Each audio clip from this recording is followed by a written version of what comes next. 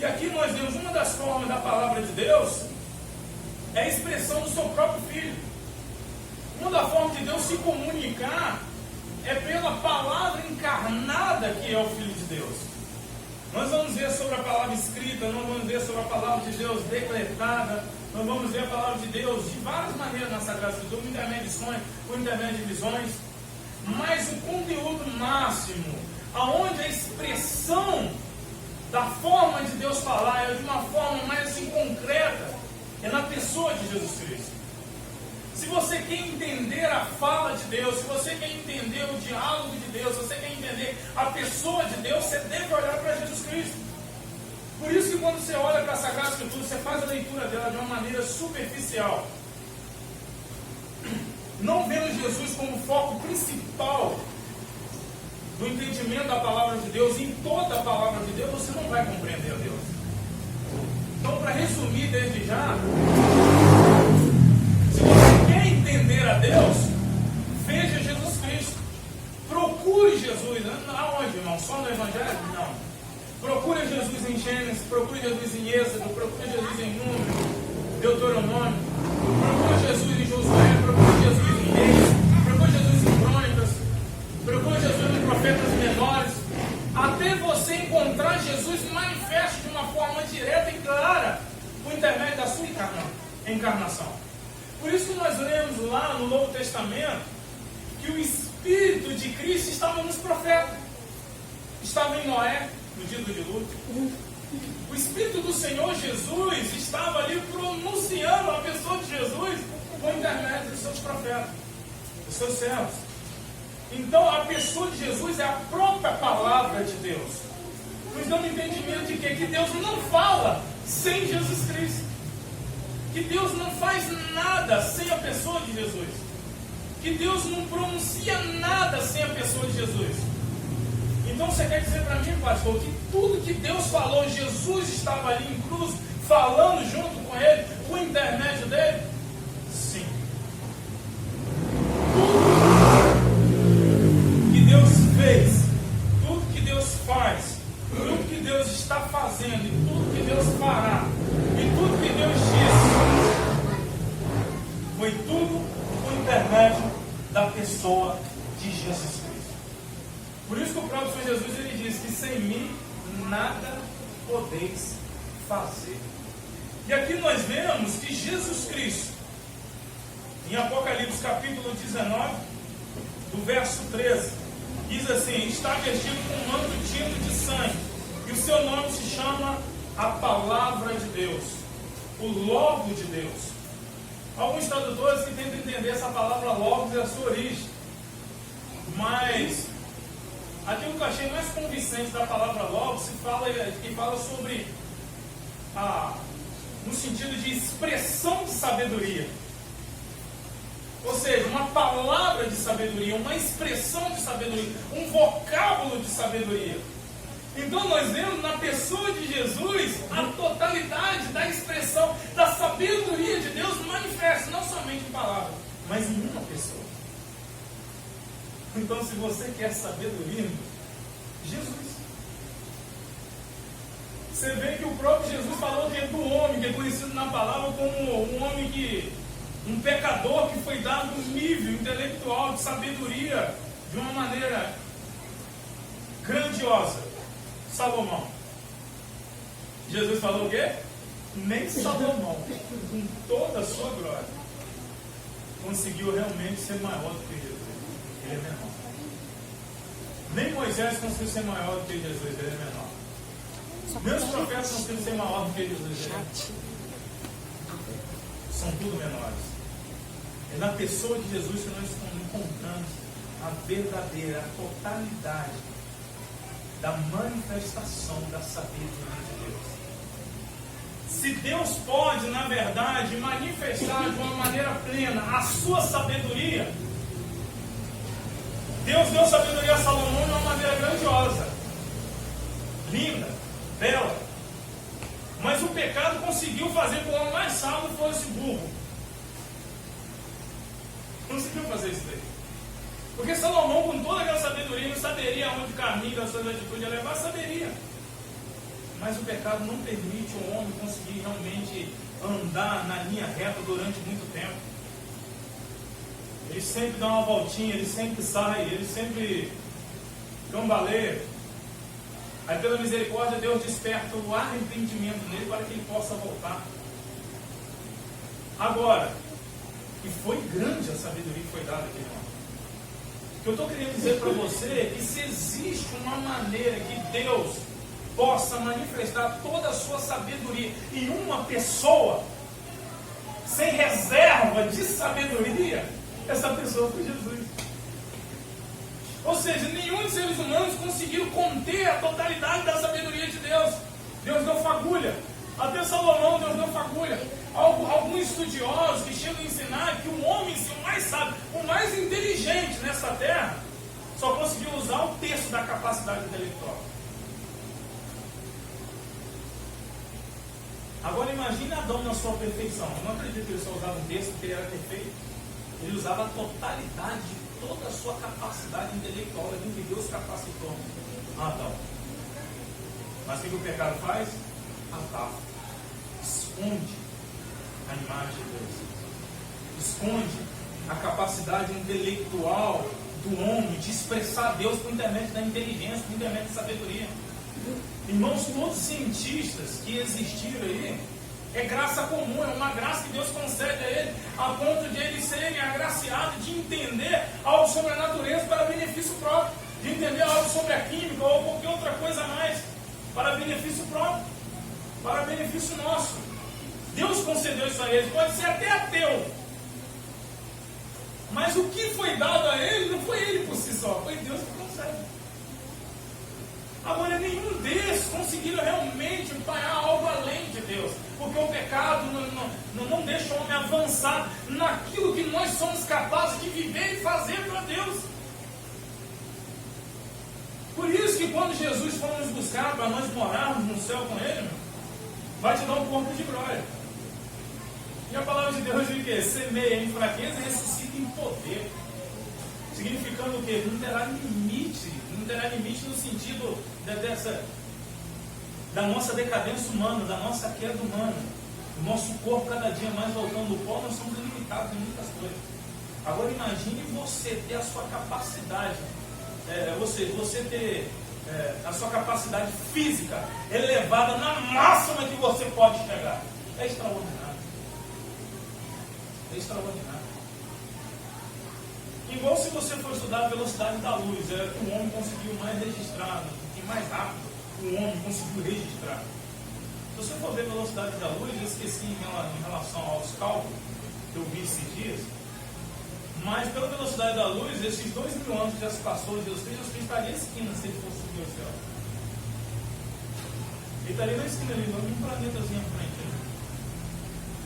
Mas Cristo está lá nos céus, no alto e sublime trono, na treva da majestade. Como que ele conseguiu chegar lá assim tão rápido? Porque existe algo além, irmão. Ele teleportou, o que aconteceu? A Bíblia não diz isso. A Bíblia diz que ele foi assunto aos céus. E não é ali, irmão, você saiu do nosso globo, você saiu do planeta Terra e foi na esquina ali de outro planeta, não. Não sei quantos milhares de anos-luz, não. Está falando que Cristo foi lá nos céus, no alto, sublime glória. É lá, irmão, lá onde está Deus manifestando a tua glória. É além do que nós possamos imaginar. O universo ele não é infinito. Porque se o universo fosse infinito, ele seria Deus, que é só Deus é infinito. O universo ele tem seu diâmetro. Agora imagine Deus acima desse universo. E Cristo à destra da tua majestade. É algo muito além, irmão, que está nos esperando. E tudo isso é limitado com coisas tão pequenas, com coisas tão banais que nós estamos preocupados com a terra.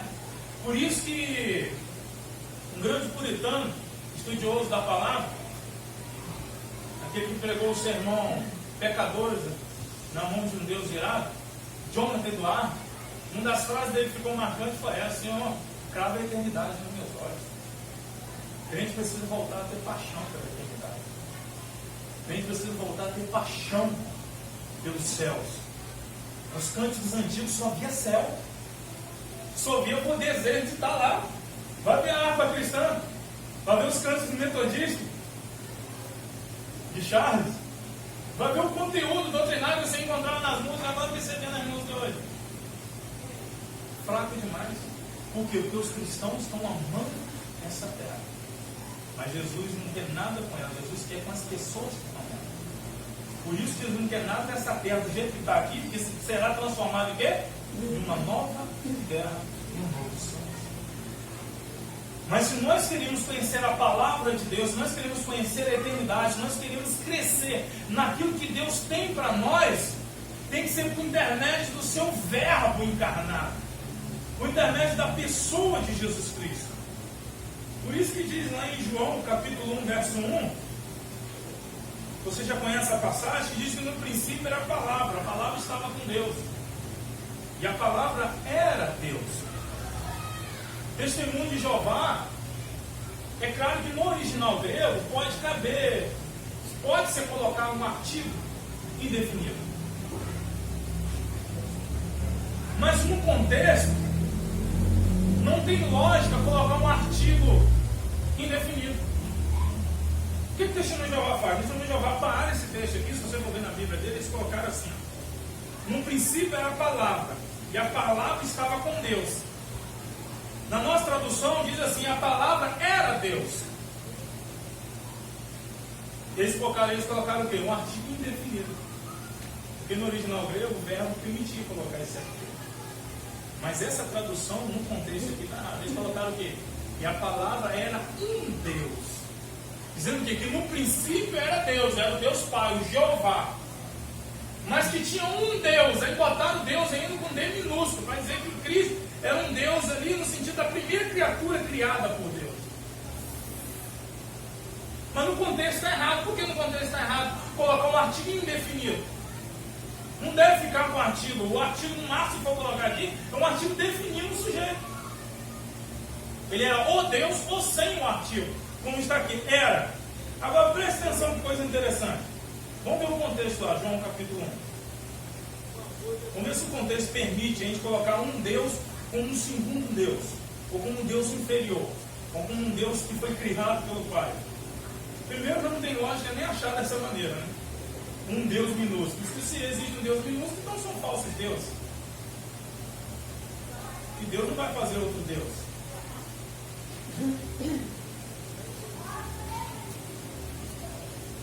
Vamos ver se o contexto permite a gente entender isso.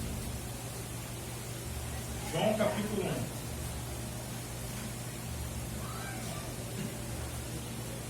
Verso 1, está escrito assim: no princípio era o verbo, e o verbo estava com Deus, e o verbo era Deus. Ele estava no princípio com Deus. Todas as coisas foram feitas por intermédio dele, e sem ele, nada do que foi feito se fez. Você mata, quando você na verdade pega o verso 1 e o verso 2, e eles usam a base que o grego permite, a introdução do artigo indefinido, pronto, você pega por eles. Testemunho de Jeová está certo. Mas quando você vai ver a expressão de sabedoria de Deus, não deixando o testemunho de Jeová enganar o povo dele, aí você pega o verso 3 e acaba com tudo, mata a charada. Aí eu vou chegar à conclusão de que ou existe dois deuses verdadeiros, com o mesmo nível de poder e glória, ou existe somente um Deus que subsiste em três pessoas: a pessoa do Pai, do Filho e do Espírito Santo. Por quê? Porque o verso 3 diz assim: todas as coisas foram feitas por intermédio dele. Dele quem? Deus. Mas esse dele aqui não é uma referência somente a Deus em si, o Pai, como está incluso aqui no verso 1. Mas está falando do verbo. O verbo que testemunho de Jeová chama de um Deus minúsculo. Mas aqui ele está dizendo que todas as coisas foram criadas por intermédio do verbo de Deus. E que nada, quando entra essa palavra nada, acabou. E que nada não teria sido feito por intermédio dele. Se Cristo foi a primeira criatura criada, e se tudo que foi criado foi por intermédio dele, e como que a primeira coisa foi criada se Cristo não existir? Então não tem lógica. Vocês estão entendendo o que eu quero dizer? Deixa eu explicar para você entender. Todas as coisas foram feitas por intermédio dele. Dele quem? Jesus. E sem ele, nada do que foi feito se fez. Então está dizendo que aqui, que tudo que existe foi feito por intermédio de Jesus. Mas Testemunho de Jeová diz que a primeira criatura foi criada foi Jesus. Mas se tudo que foi criado foi por intermédio dele, mas se ele um dia foi criado, é porque um dia ele não existiu. E se Cristo não existia, como que ele criou alguma coisa? Vocês estão entendendo? Vocês estão entendendo o que eu quero dizer? Testemunho de Jeová diz que teve um momento na história, na eternidade, que Cristo foi criado. Que Cristo foi a primeira criatura de Deus. Mas aqui o texto está dizendo que todas as coisas foram criadas por intermédio dele, que nada foi feito sem ele. Se Cristo não existia, como que alguma coisa foi criada? Se foi criado por intermédio dele. Então Cristo, ele autoexistia. Então Cristo foi sempre Deus junto com o Pai. Cristo autoexistia junto com o Pai. Autoexiste. Não teve nenhum momento na história que o Cristo foi criado. Por quê? Se tudo foi criado por intermédio dele, é porque Cristo sempre existiu. E se Cristo sempre existiu, então que existe dois deuses? Não. Somente um Deus. Então por que está tentando entender dois deuses? Não são dois deuses. São duas pessoas no mesmo Deus. E quando você vai ver também a Sagrada Escritura atribuindo divindade à pessoa do Espírito, você vai ver o quê? Três pessoas manifestando da mesma divindade. Então só existe um único Deus que subsiste em três pessoas. E uma dessa pessoa é a expressão manifesta de toda a sabedoria e de toda a palavra de Deus. Como entender isso, irmão? Não tem como. Se eu falar para você que tem como entender a Trindade, eu estou falando besteira. Mas se eu falar para você que não tem como crer na Trindade, eu também estou falando outra besteira. Eu tenho que ir pela fé, irmão, aí que entra a fé. Porque é um mistério. Como é que eu vou entender que três é um? Então quer dizer que Deus Pai é mudo? Ele só fala? É como se Deus Pai bate a boca e o Filho que sabe o som? Não. É porque se tem uma pessoa dentro dessa divindade ali, que manifesta a totalidade da expressão da sabedoria de Deus, é a segunda pessoa, o seu próprio Filho. E por que Deus não auto se expressou por si só? Irmãos, ele auto se expressou por si só. Porque só existe um único Deus. Ao ele se expressar totalmente pela pessoa do Filho, ele está auto se expressando. Não é que ele está se expressando de uma segunda pessoa. Ele está expressando de uma primeira pessoa. Ou seja, só por intermédio de Jesus. A divindade ali é uma só. Mas Deus se expressa, Ele se comunica, Ele se revela, Ele se manifesta de uma maneira plena, verdadeira, grandiosa, por intermédio de Jesus Cristo. Então, se tem alguma coisa que foi criada aqui, foi por intermédio de Jesus. A palavra criadora. Então, se você quer compreender a Deus, compreenda Jesus. Jesus. Você quer entender a misericórdia de Deus? Veja Jesus. Quando a Bíblia diz assim que Jesus teve compaixão, era Deus tendo compaixão. E Jesus teve misericórdia, era Deus tendo misericórdia. E Jesus ficou irado, era Deus irado. E Jesus com uma azorrague, chicote, entrou fazendo a limpa. Era Deus fazendo a limpa. Era Deus. Você quer conhecer a Deus, conhece Jesus. Por isso que a Bíblia diz em Hebreus que Jesus Cristo é a expressão exata. É o caráter de Deus. Ou seja, é a caricatura impressa numa moeda. É Jesus Cristo. Ou seja, se Deus pudesse realmente carimbar, ou seja, como se fosse um barro que carimbasse ali o selo, como os reis faziam antigamente, Se Deus pudesse carimbar em um barro, sabe quem que ele fez isso?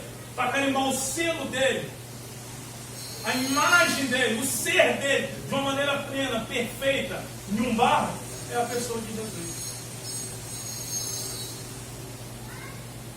Então entenda Jesus, irmão, que você vai entender Deus.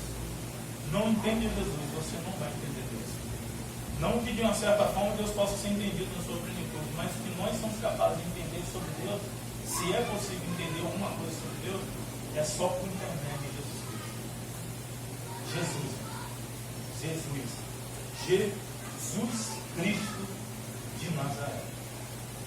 É Ele, é toda a ação de Jesus, toda a ação de Cristo. Do nascimento de Jesus até a sua morte, até a sua ressurreição e a sua ascensão ao céu. Tudo ali era Jesus manifestando Deus. O único momento que Jesus Cristo poderia manifestar Ele próprio, Ele abriu mão. Ele poderia escolher de manifestar somente a Ele, nada do Pai. Ele abriu mão. Foi na cruz. O único momento que Ele poderia decidir não querer manifestar o Pai, Ele abriu mão. Ele poderia decidir, escolher não querer manifestar o Pai. Ele abriu mão. Pai, se possível, afasta de mim esse cálice, mas que todavia seja feita a sua vontade. Se possível. Porque para mim, sabe o que Jesus está querendo dizer isso aí? Sabe o que ele está dizendo? Querendo não, sabe o que ele está dizendo isso aí? Eu não quero. Eu não quero. E ele poderia decidir não querer. Porque um pouco antes, quando Pedro vai lá querendo manifestar, tem muitos crentes que é igual Pedro. Nós somos um Pedrão em potencial. Uma hora nós estamos quebrando pau, estamos fazendo tudo, aquele rebuliço, evangelizando até a nossa sombra. Outra hora, cadê o crente, gente? Que quer proteger Jesus, que quer fazer tudo que Jesus está negando o Senhor Jesus. Porque Jesus falou para ele, ô João, se quisesse, eu rogaria o Pai, enviaria miríades de anjos para por acaso, eu não beberia o cálice do meu Pai. Ele não queria. Pai, se possível, o que ele está querendo dizer com isso? Pai, se possível, tira de mim esse cálice. Mas que todavia seja feita a sua vontade. No único momento que ele poderia decidir, porque a vontade dele era uma. O querer dele era um, mas ele decidiu ficar com a vontade de Deus e o querer de Deus. E por que ele decidiu ficar com o querer e a vontade de Deus? Seja feita a tua vontade, sabe por quê? Porque não havia outra maneira do Pai nos salvar. Não havia. Não havia outro jeito, não havia outra maneira de nós sermos salvos, a não ser por intermédio do sangue de Jesus Cristo. E não quer você achar que Jesus estava com medo de cruz, não, que ele estava com medo de cruz, não, ele estava com medo do que a cruz responderia, do que ele iria experimentar na cruz. Não fica achando você que Jesus, ao pedir que afastar o cara, ele estava com medo de coroa de espinho, não estava, não. Justamente. Ele estava com medo do que ele ia carregar sobre si naquela cruz. Porque se você for estudar a história da igreja, meu filho, esse Pedrão que um dia negou, ele teve a ousadia de pedir de ser crucificado de cabeça para baixo. Você acha que o capitão da nossa nação vai ficar com medo de uma cruz? Se um homem que um dia negou, cheio do Espírito Santo, com tal ousadia, pede ser crucificado de cabeça para baixo, não era digno de morrer igual o mestre, igual o Senhor dele. Você acha que Jesus estava com medo? Não, irmão. Ele estava com medo da ira de Deus que estava sobre aquela cruz quando ele se tornou pecado em meu e em teu lugar. Por isso que 2 Coríntios capítulo 5, verso 21 em diante diz que nós somos feitos justiça de Deus e ele foi feito pecado. Irmãos, nós hoje com o coração mudado, se você é uma pessoa regenerada, você está aqui, você pode perceber, você não ama mais o pecado do mesmo jeito que um dia você já amou, não. Se você é uma pessoa regenerada, não quer dizer que você nunca mais vai pecar, não, você peca. Eu peco, nós pecamos. Mas a tristeza que vem depois, se você pudesse voltar atrás, meu filho, você batia bem em você de não ter pecado. A tristeza, o pesar, a angústia que vem no coração de ter cometido um pecado desse jeito. Agora imagine o Filho de Deus, o Deus encarnado, perfeito, se tornando pecado, recebendo a culpa, irmão. Ele sabia que ao Pai olhar para ele, estava vendo o que em Jesus? Pecado. Ele se fez pecado, irmão. Então o que ele estava vendo? Pecado, estava vendo pecado em Jesus. O que o pecado acarreta, o que o pecado atrai, o que o pecado absorve de Deus? A sua ira. O cálice é símbolo da ira. Tanto na Antiga Aliança como no Novo Testamento, quando você vê cálice de Deus, está falando de ira. Está falando de juízo. Então Cristo pendurado naquela cruz estava recebendo a ira de Deus. O abandono do Pai. Eli, Eli, lama sabachthani. Deus meu, por que me desamparaste? Cortou a comunhão. Foi cortado, porque Cristo se tornou pecado. Então o que Cristo estava temendo, irmão? A comunhão que ia ser rompida quando ele se tornasse pecado. É isso que ele estava vendo. É isso que apavorava a alma dele, o ser dele. Porque tudo para Jesus, tudo que Jesus fazia, era manifestar o Pai. Tudo que Jesus fazia era obedecer o Pai. Tudo que Jesus fazia era velar em obediência por causa da comunhão. Irmão, por isso que eu estou falando, você quer entender Deus? Vem de Jesus. Jesus amava tanto o Pai, ele como homem, 100% homem, era tão intenso o amor dele. Era tão intenso o amor de Jesus pelo Pai como homem. Não tinha reserva no amor de Cristo. E depois de ter curado centenas de pessoas, e ter pregado horas, muitos de nós vão fazer, sabe o quê? Ia dizer que é justo ainda? Vou tirar uma soneca. Irmão, eu saí do trabalho hoje, fui para casa, só troquei de roupa rapidinho. A mulher está dentro. A mulher me enrolando, vindo fazendo maquiagem. Falei, vamos embora, mano. Acabou de fazer maquiagem, ela vem correndo para cá todinha. Minha carcaça está pedindo uma cama.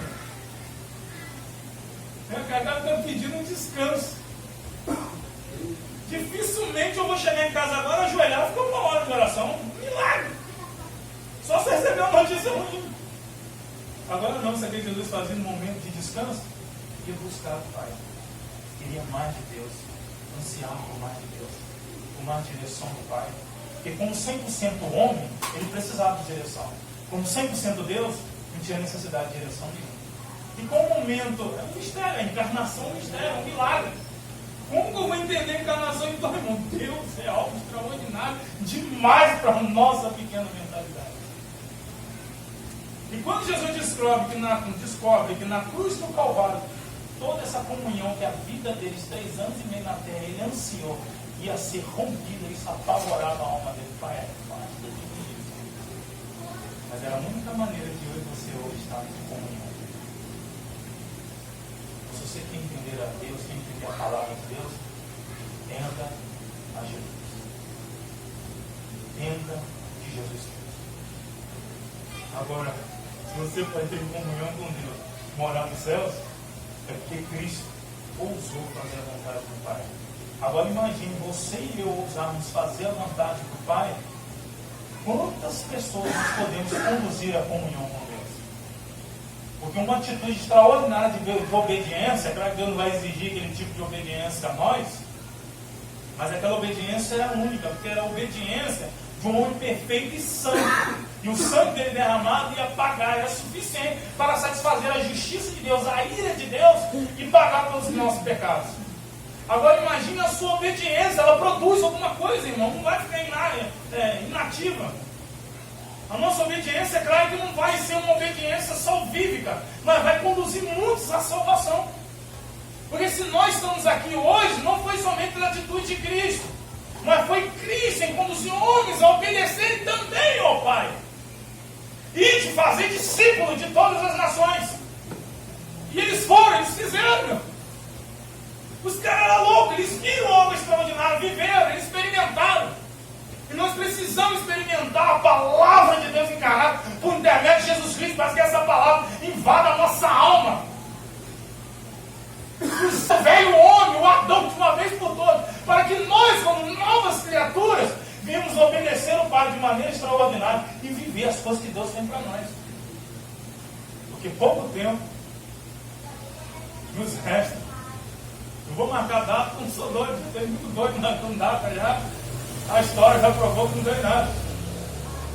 Mas a Bíblia também nos dá evidência de quando estará próximo. Irmãos, e quando você lê a Sagrada Escritura e olha para esse mundão ali, irmãos, a geração não vai melhorar, não espere melhor.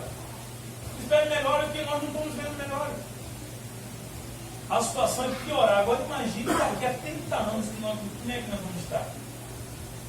Uma hora o anticristo vai vir, uma hora o anticristo vai se revelar, e aí?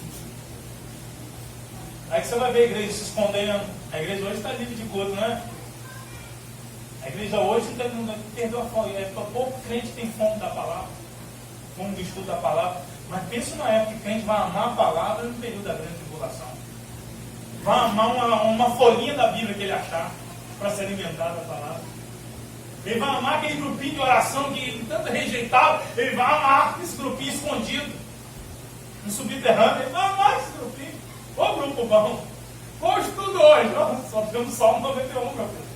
Vamos estudar ele. Só o que sobrou. Eu consegui fugir, só encontrei. Ó, tem um aqui que achou o Novo Testamento. Pequenininho, aquelezinho. Você despreza, dá uma jogada, guarda esse Novo Testamento, irmão. Isso vai caber dentro do seu bolso, vai caber em muito lugar que só o Novo Testamento vai passar. Aproveite. Independente de que forma você acredita, se a igreja será arrebatada antes da grande tribulação ou não, haverá crente na grande tribulação. E tendo um crente na grande tribulação, e aí? O que temos que fazer? Você acredita que Jesus vai te levar antes? Se prepare para ser levado antes. Você acredita que a igreja vai passar pela grande tribulação, que a igreja não vai ser arrebatada antes? Se prepare para suportar a grande tribulação. Mas dependente de que forma você acredita, você tem que se preparar. Vigiar. Você só vai conseguir fazer isso por internet da palavra de Deus, que é Jesus Cristo. Revista de Jesus Cristo também. E nós vemos a palavra de Deus também.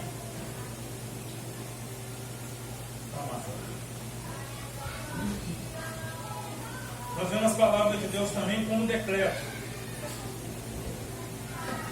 Decreto é aquilo que Deus estabelece e ninguém pode mudar. Existem coisas que Deus ele vai falar e será condicional.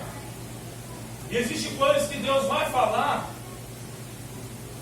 e vai ser estabelecido. Aquilo vai ficar da maneira como Deus falou. Por exemplo, a criação. Deus criou e estabeleceu, permanece como está até hoje. O pecado corrompeu, modificou algo na criação? Modificou, mas a terra em si continua da maneira que Deus estabeleceu. Quando Deus diz, haja luz, e houve luz, tem luz até hoje. Foi estabelecido, Deus decretou aquilo ali. Então existe coisas na tua vida, meu filho, que Deus vai decretar e acabou. E não adianta você tentar mudar e por outro caminho, não, que você não vai conseguir. Existe coisas na vida que Deus vai falar para você e Ele vai permitir mudanças, dependendo da sua atitude. Então existe coisas que Deus fala para você, decreto de Deus sobre a tua vida que é condicional, existe decretos de Deus sobre a tua vida que é incondicional. Dois exemplos bíblicos que Deus deu a mesma função a dois homens, mas uma função foi um decreto incondicional e a outra função foi um decreto condicional. Exemplo, Deus deu a função a dois homens, a mesma função. Rei, deu a função de rei a Saul, deu a função de rei a Davi. Mas Deus declarou algo incondicional sobre Davi, independente do que Davi fizesse para melhorar o cargo dele, a função dele. Deus não mudaria o que Deus decretou, ele seria rei. E Deus suscitaria sempre um descendente dele para que não deixasse de reinar em Israel. Agora, no caso de Saul, foi condicional, dependia da obediência de Saul. Agora eu te pergunto, quem desobedeceu mais? Saul ou Davi? Os dois desobedeceram. Mas quem cometeu mais lambança com a desobediência foi Davi. Foi Davi.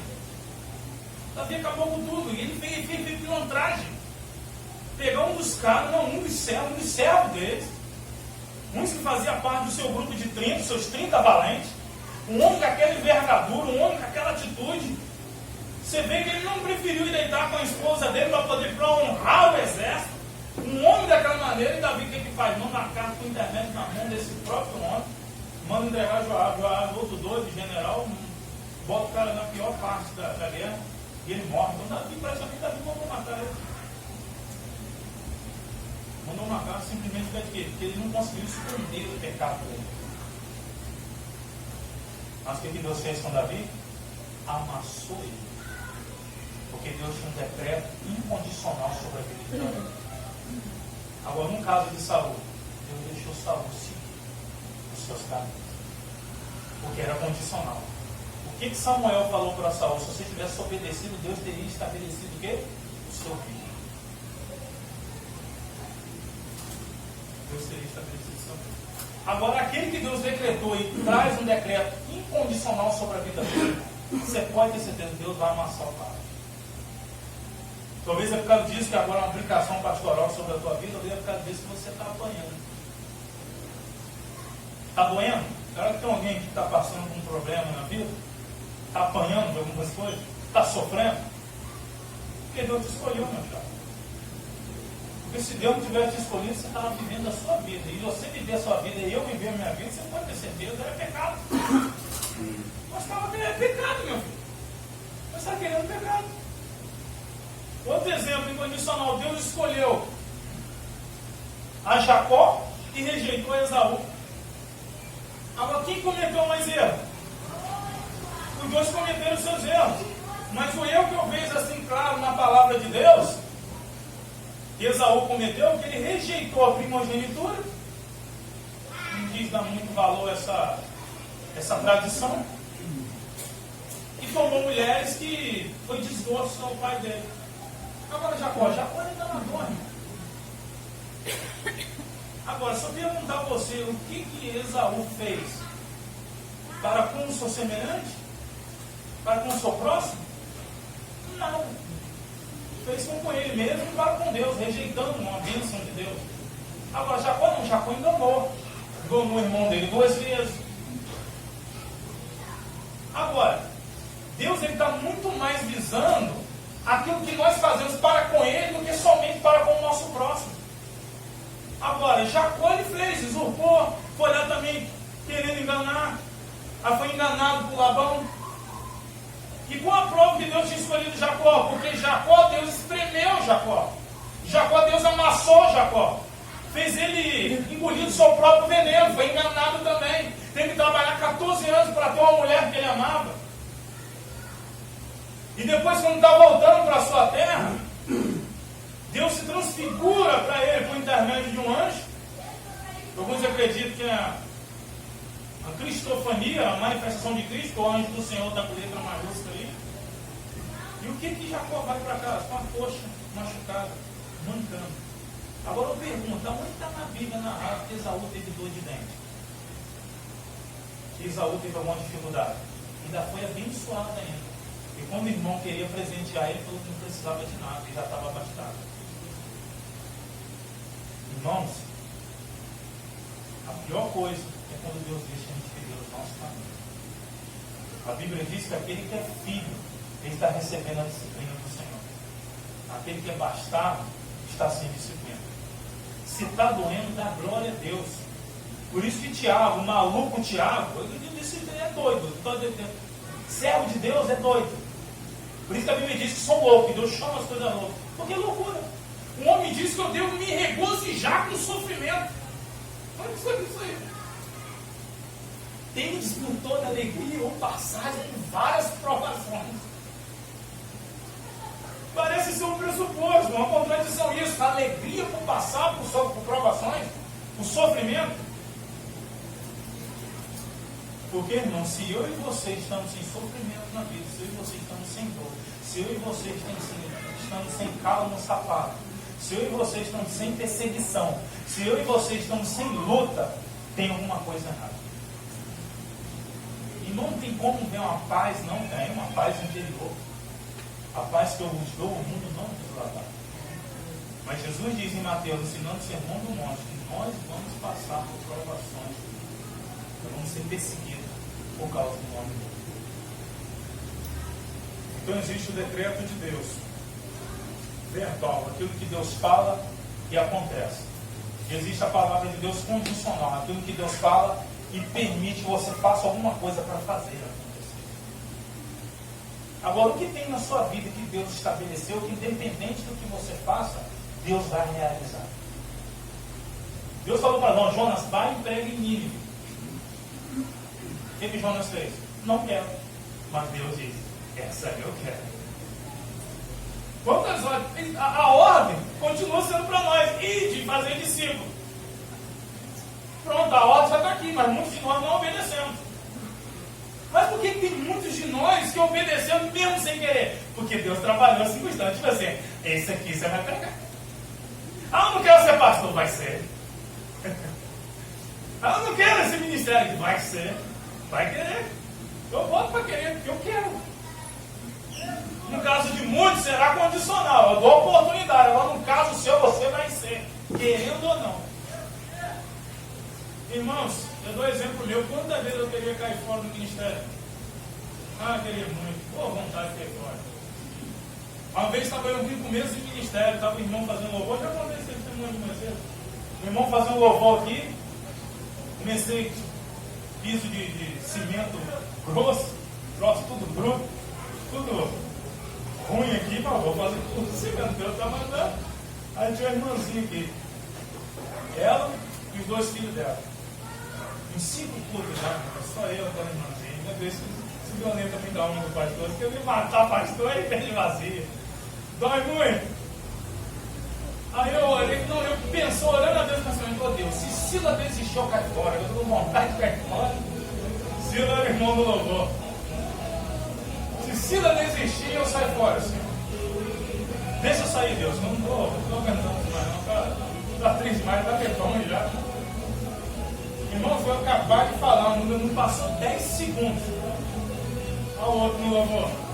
Eu estava pensando pelo pensamento, e eu falei: Senhor, Deus, se Sila desistir de falar, eu não está aguentando mais esse culto vazio, eu caio fora. Eu acabei de falar 10 segundos depois, Sila ministrando falou: você está aí pensando em desistir, você nem pensa em voltar atrás.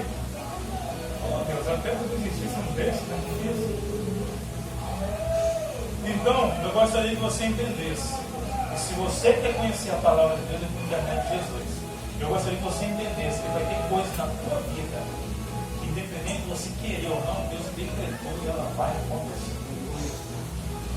Não adianta correr, não adianta tentar apanhar barco para outro lugar que você vai parar onde Deus quer. Existem outras coisas que são decreto de Deus condicionais. E o que está na sua vida que é decreto de Deus condicional, e o que está na sua vida que é decreto de Deus incondicional. Aí eu te pergunto, o que é incondicional, Deus vai conduzir você a realizar. Agora, o que é condicional que nós podemos fazer? O que você pode fazer que está na palavra de Deus? Qual é a ordem de Deus que está na palavra dele? Ele já manifestou que você pode fazer que você não tem feito. Porque o que é incondicional, querendo você não, já vai realizar. Agora, o que nós poderíamos estar vivendo, que aquilo que é condicional de Deus para nós poderíamos estar obedecendo e vivendo muitas coisas maiores diante de Deus. Será que aquilo que é condicional, aquilo que depende de mim, eu tenho feito alguma coisa? Será que aquilo que depende de mim, eu tenho contribuído, eu tenho feito alguma coisa para viver? Ou vou esperar o sacode de Deus para aquilo que é incondicional somente acontecer? Por isso que nós vemos, irmãos, que pisaram homens nessa terra aqui, que a Bíblia diz que não eram nem dignos de estar sobre essa terra, porque estavam na terra, mas a mente era no céu. Eles obedeceram a 100%. Aí eu te pergunto, isso aqui que a Bíblia diz? Que eles eram homens semelhantes a nós. Elias, homem do fogo, ou vontade. Tem hora que a vontade nossa é de ser Elias, tacar fogo e lamber todo mundo. Diz que não é, não que é. Já tem momento na sua vida que a vontade de subir diz: não, meu Senhor, nós não estamos mais nessa fase. Mas o que era Elias? Um semelhante a nós. igualzinho a mim, a você. Agora, o que nós temos feito para viver um Elias nessa geração? O que nós temos feito para viver mais uma Débora nessa geração? O que nós temos feito para viver mais uma Suzana Wesley nessa geração? O que nós temos feito para viver, irmãos, mal compreendida, mas ela viveu algo extraordinário da parte de Deus, para sermos uma Maria aqui mais nessa terra. O catolicismo acabou com a imagem de Maria, mas Maria foi uma mulher extraordinária. Irmão, você acha que Deus fez tanta vista naquela vez escolhida Maria? Maria não é só simplesmente a escolha de Deus, que tinha alguma coisa também, Maria. Tinha alguma coisa que seja feita com a tua vontade. A mulher não estava nem aí do que ela iria acarretar, do que iria acontecer com ela. Ela apenas queria obedecer à visão do Senhor. E a situação ia acontecer com ela era coisa ruim, porque a Bíblia diz que José, não querendo difamá-la, largou ela ocultamente. E depois zombaram Jesus, dizendo que Jesus era filho de prostituição, porque ficaram sabendo dessa história. Jesus não era filho legítimo de José, mas Maria sabia. Teve os erros dela, queria tomar a rédea em alguns momentos, coisa de mãe, queria, mas era uma mulher extraordinária. Eu estou querendo dizer que, aliás, as Marias de hoje que estão dispostas a obedecer, independente se vão ser difamadas diante da sociedade. Quantos de nós temos medo em obedecer porque vamos ser difamados, caluniados? Porque o que Deus muitas vezes nos pede escandaliza. Meu Deus, Oséias, meu pai do céu, vai lá em casa, uma prostituta, Oséias. Será que nós teríamos coragem hoje, como um homem de Deus? Você solteiro, será que teria coragem de receber essa ordem de Deus? Esse tipo de homem, esse tipo de mulheres que devem pisar nessa terra. Agora, é condicional, depende de você. É condicional.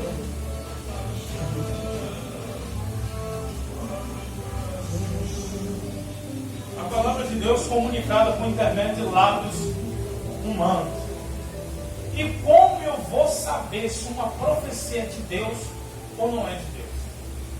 Porque a palavra de Deus é perfeita, ela não tem erro nenhum. A palavra de Deus ela é inerrante. As traduções contêm erro, é a forma do homem traduzir o original. Mas a palavra de Deus ela não contém erro. Não contém erro. Que vai ter pessoas que estão dizendo que estão achando erro na palavra de Deus, que no dia do juízo Deus vai mostrar que não tinha erro nenhum, era interpretação errônea. Eles vão passar mal. Mas hoje, se a palavra de Deus revelada para alguém, manifestada para alguém por intermédio de um homem, assim como a palavra de Deus foi manifestada no passado, essas supostas pessoas que dizem estar continuando recebendo algum tipo de palavra de Deus por intermédio deles, como nós sabemos se é de Deus ou não é? Abra comigo em Deuteronômio capítulo 18, em nome de Jesus.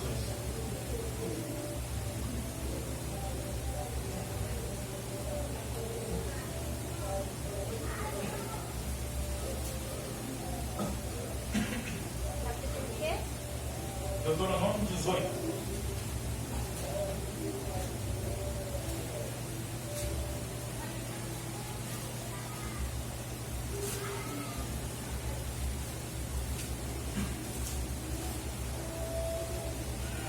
Deuteronômio 18, o verso é o 18.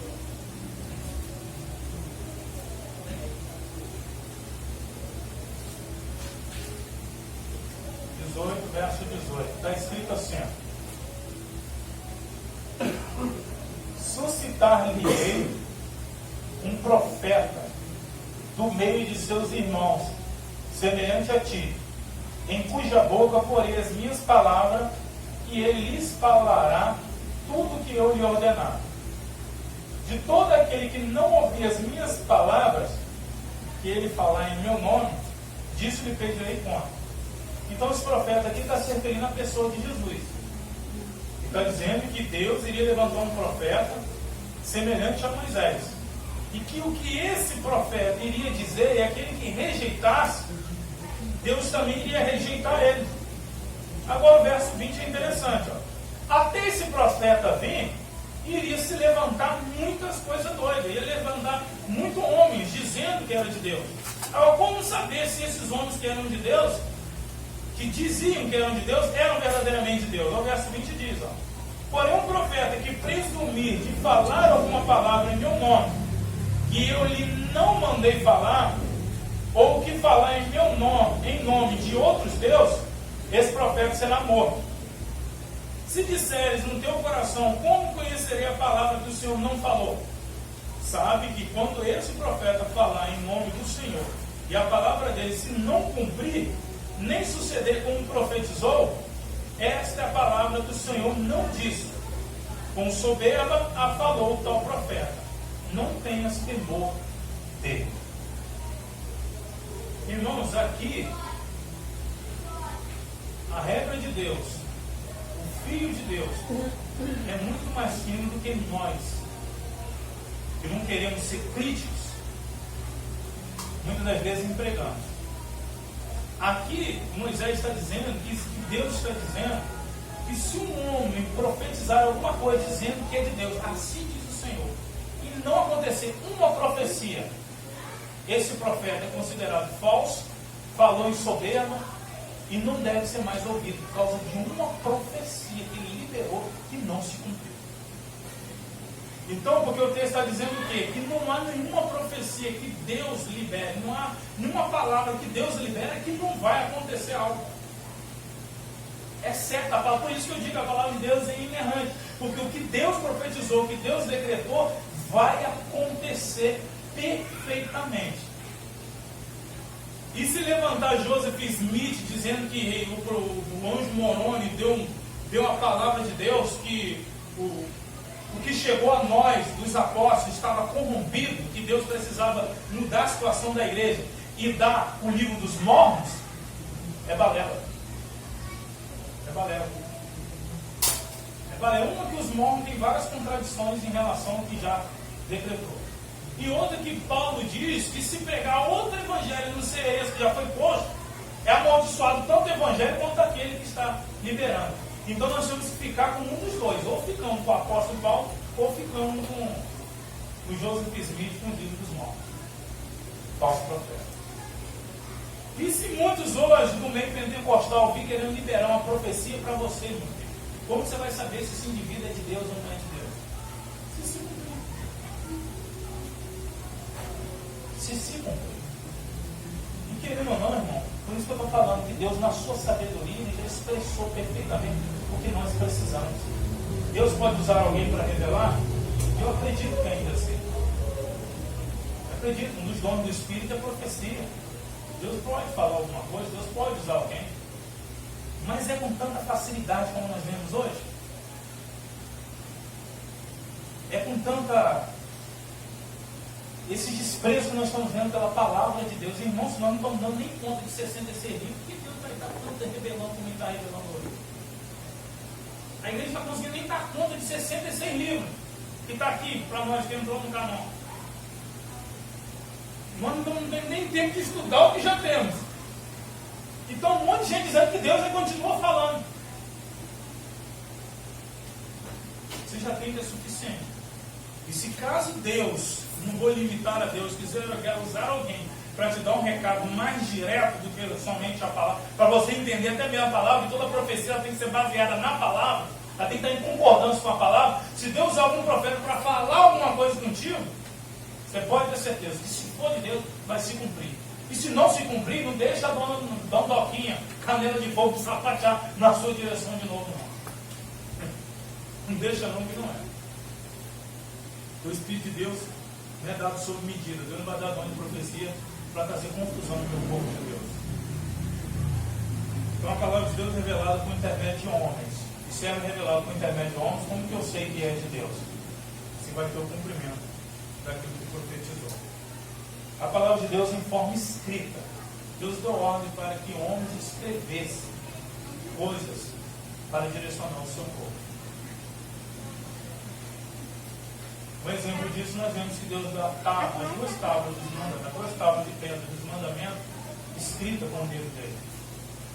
Mandou escrever algo, e assim nós vamos ver, dando continuidade na palavra, na Bíblia, Ordens que Deus dá para que o homem viesse escrever. Então nós vimos a palavra de Deus encarnada, nós vimos a palavra de Deus falada por intermédio de homens, e nós vimos a palavra de Deus escrita.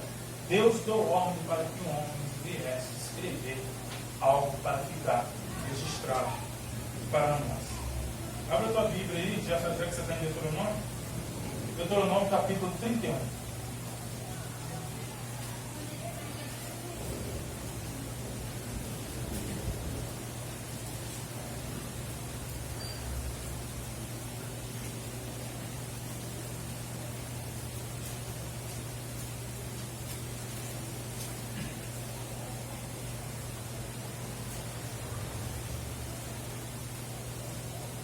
Deuteronômio capítulo 31.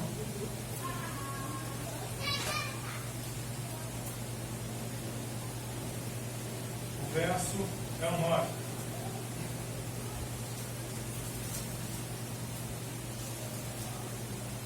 Deuteronômio 31, verso 9. Está escrito assim, ó. Esta lei escreveu a Moisés e a deu aos sacerdotes, filhos de Levi, que levavam a arca da aliança do Senhor, e a todos os anciões de Israel. Ordenou-lhes Moisés, dizendo: ao fim de cada 7 anos, precisamente no ano da remissão, na festa do tabernáculo, quando todo Israel vier a comparecer perante o Senhor, teu Deus, no lugar que este escolher, lerás esta lei diante de todo Israel. Ajuntai o povo, os homens, as mulheres, os meninos e os estrangeiros que está dentro da vossa cidade, para que ouçam e aprendam e temam o Senhor vosso Deus, e cuidem de cumprir todas as palavras desta lei. Até aqui. Então nós vemos que Moisés recebeu algo da parte de Deus e escreveu para que aquilo ficasse registrado.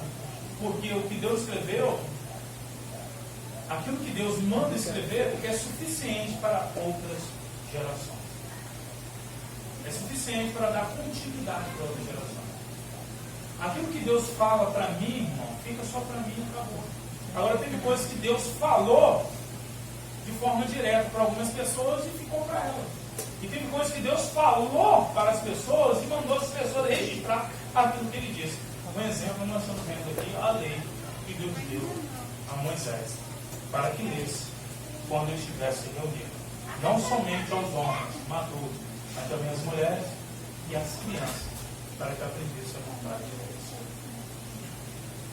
Essa é a base, mais ou menos, que nós temos para conhecer a palavra de Deus. A palavra de Deus por intermédio da pessoa de Jesus, a palavra de Deus falada, a palavra de Deus escrita.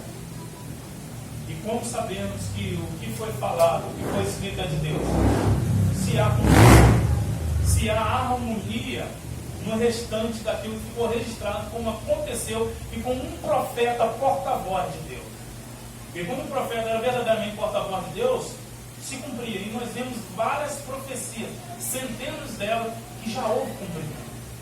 Tanto profecias que liberadas sobre a pessoa de Jesus se cumpriu, tantas profecias que se tratava de um acontecimento histórico, como um rei, se cumpriu. E várias outras coisas mais. Tem que haver cumprimento. E aquelas que ainda não houve cumprimento, mas já ficou registrado que realmente procedeu da boca de um verdadeiro homem de Deus, você pode ter certeza que mais cedo ou mais tarde vai se cumprir. Se há uma profecia, se há uma palavra escrita para nós, que Deus deixou, que um dia Ele vai buscar a tua igreja, vai arrebatar no céu, você pode ter certeza que esse dia vai se cumprir. Se há registrado na palavra que vai pisar um homem nessa terra que totalmente possuído, totalmente a pessoa de Satanás, totalmente incluída, movendo, capacitando essa pessoa em toda a liberdade que o diabo, Satanás, vai ter, essa pessoa vai vir que se chama anticristo. Ele virá totalmente com poder e eficácia de Satanás. Agora imagine, a Bíblia diz que todo aquele que está sem Jesus, ele está andando segundo o curso do príncipe da potestade do ar, fazendo a vontade do diabo. Agora imagine um homem com toda a liberdade que ele terá nos últimos dias. Porque a Bíblia diz, irmãos, o diabo só não faz mais, ele só não acaba mais com o negócio. O ser humano só não se explode logo todo mundo de uma vez, porque Deus está segurando as rédeas. Mas a Bíblia diz que aquele que está impedindo o anticristo se manifestar será tirado. Segundo Tessalonicenses capítulo 2, diz que há um impedimento. Esse impedimento será tirado. E depois que o impedimento será tirado, agora imagine como é que vai ser a raça humana. Agora imagine um homem com totalmente liberdade de agir na iniquidade, com o poder de Satanás, com toda a liberdade sendo dada a ele. É a grande tribulação. E a Bíblia diz que o Espírito já está trabalhando, ele já está reinando. O Espírito do Anticristo ele já está fazendo a mentalidade. Para quê? Para que quando o Anticristo venha, o povo já está com a mente já aceitável. Vai aceitar tranquilo. É a marca da besta, independente de ser literal ou não, irmão, vai ser fácil para a pessoa aceitar. Ela vai receber com maior tranquilidade. Por quê? Porque a mente dela já está sendo trabalhada. O Espírito do Anticristo já está trabalhando há anos. Por isso que as famílias estão desestruturadas. Por isso que as religiões estão fazendo o que estão fazendo. Por isso que as pessoas não estão querendo mais dar crédito à igreja, a pastores, a cristãos. São motivo de chacota, são motivo de zombaria. Hernandes Dias Lopes, que é um grande pregador que eu admiro, ele falou uma vez que ele chegou no aeroporto, se mandaram ele entrar na salinha do lado, ele sem saber o porquê. Revistaram ele todinho. Ele falou, mas por que é esse procedimento? Ele, não, porque está tendo muito contrabando de gente que diz que é pastor, que está indo fazer palestra em outros países. Antigamente, irmão, 20 anos atrás, não é porque antigamente sempre foi melhor não, mas é a realidade. Nesse caso é verdade. O pastor quase que era colocar um tapete vermelho para ele, irmão. Eram homens honrados, eram homens respeitados, carta de crédito para eles eram dadas com maior facilidade. Para os pastores, eram homens respeitados, alguns eram homens que traziam temor. Olha o crente, o crente está chegando, cuidado aí, fica. Para. Você sabe disso, você é crente de 15 anos para lá, de 20 anos, você sabe. Olha o crente é vem, entendeu? Para que acabou a conversa. Agora o crente é vem, acabou a conversa nada. O crente é introduzido para dentro da conversa, da piada chula, piada de baixo escalão. O crente está juntando, está dando gargalhada. Acabou o temor, está acabando. E aquele crente que quer andar na linha, não na linha da religião, mas na linha da palavra, é chato. É ridículo, é retrógrado. Os crentes que querem andar no aquilo que a Bíblia pede para o namoro cristão, isso aqui, o que é isso, irmão? Puta, casar, virgem, isso aí é balé, conversa fiada. Isso não presta. Tem que saber primeiro, tem que fazer o test drive. Test drive? O crente parou de andar pela fé, porque antigamente o crente orava para saber a direção de Deus. É do Senhor, não, hoje tem que fazer test drive. Então não está andando pela fé, está andando pela vista, pelo que experimenta. Então o que Deus decretou na palavra dele, e ele deixou registrado, o que ele falou e não foi levado embora, é o que era para aquele momento, acabou. Agora, o que ele falou e ficou registrado, e o que ele fez ficou registrado, como João termina dizendo que esses sinais foram escritos para que nós cresçamos que Jesus Cristo é Filho de Deus. Porque se fosse escrever os sinais que Jesus fez, faltaria ninguém no mundo. E João disse, esses foram escritos. O Espírito Santo inspirou ele a escrever, a narrar alguns sinais, alguns milagres que Jesus executou, para que nós tivéssemos aquilo que era suficiente para crer em Jesus. Então o que Deus diz na palavra vai acontecer. Mesmo que estejam surgindo muitos escarnecedores romanos, cadê a volta de Jesus? Vai acontecer. Mesmo que a Bíblia esteja dizendo que nós temos que andar em santidade, hoje parece que não vale a pena andar em santidade, você pode ter certeza, só vai ver o Senhor quem estiver em santificação. Vai acontecer. Não tem meio termo com Deus, irmão. Nós temos que parar de ter essa mentalidade de meio termo. Como se Deus fosse só amor. Não, Deus é amor. Hoje tudo recorre para o amor hoje. O amor em detrimento da verdade não é amor de Deus, não, irmão. Não existe amor em detrimento da verdade. Tudo hoje Deus é amor. Aí o Deus de ira foi arrancado da Bíblia. Acabou. O Deus de juízo não existe mais. O Deus que é fogo consumidor pode tirar. Não existe mais. Mas tudo aquilo que a Bíblia diz sobre Deus, ele continua sendo o mesmo. Está aqui narrado. Tudo vai acontecer. Vela por esse livro. Mastigue esse livro. Ame esse livro. Leia esse livro. Acredite nesse livro.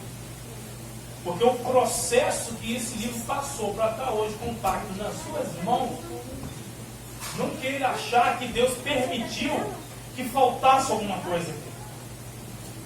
Que não tivesse o que Deus queria que realmente tivesse nesse livro. Ah, não queria tanto que o livro de Enoque tivesse aqui junto.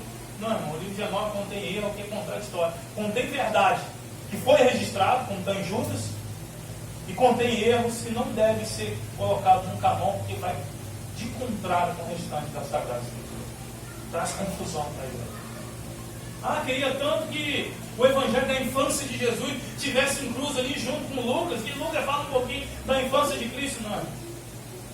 Contém muita mentira, contém muitas contradições.